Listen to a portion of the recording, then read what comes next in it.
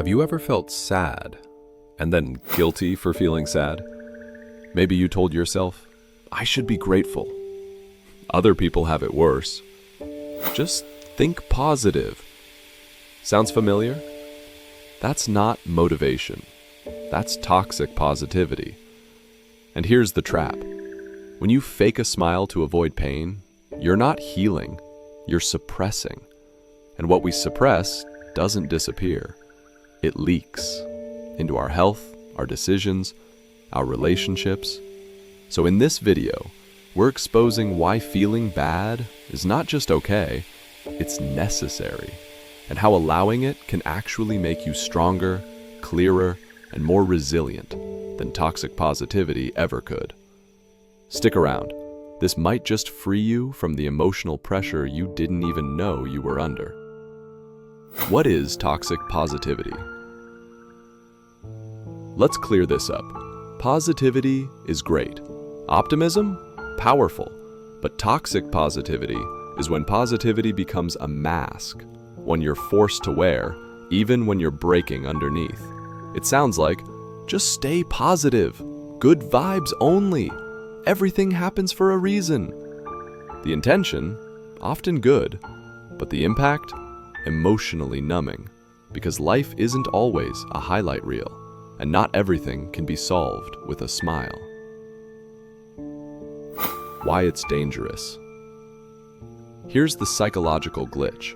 When you deny a negative emotion like sadness, anger, grief, your brain doesn't just let it go, it stores it.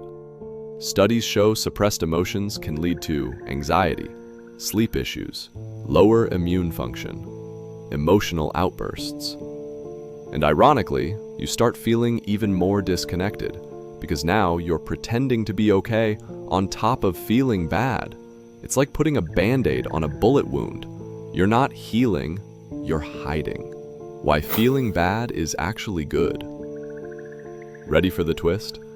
Negative emotions aren't your enemy, they're messengers. Anger tells you a boundary was crossed. Sadness shows you something mattered. Fear reminds you something needs attention. They're not glitches, they're guides. Think about it.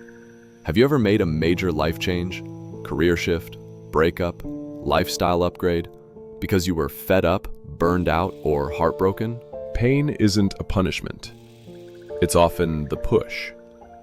If you ignore those signals, you silence your own growth. Real positivity versus toxic positivity. So what's the difference? Real positivity says, this is hard, but I believe I'll find a way. Toxic positivity says, this isn't hard, smile through it. See the difference? Real positivity allows both. Space for your pain, hope for your healing. It's grounded, it's flexible, it's human. Toxic positivity skips the pain, pretends everything's fine, and ends up disconnecting you from your reality. How to break the toxic cycle. So how do we fix this? Here are 3 ways to break free from toxic positivity. 1. Validate before you motivate. Instead of saying, don't feel that way, try, that sounds really tough. I'm here with you. To yourself and to others. 2. Journal without censoring. Every day take 3 minutes and just dump your emotions on paper. No filters, no toxic silver linings. Raw and real. 3. Ask this game-changing question. What is this feeling trying to teach me?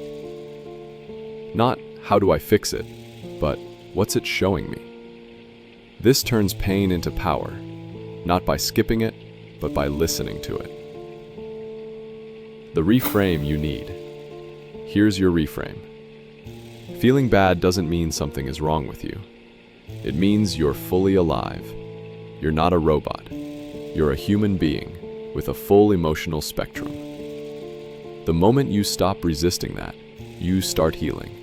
You don't need to be positive all the time. You need to be authentic. If this hit home for you, don't just scroll away. Drop a comment. What's one negative emotion you've been avoiding lately? Like this video if you've ever been told to just be positive when you needed something real. Share this with a friend who might be silently struggling under pressure to stay happy.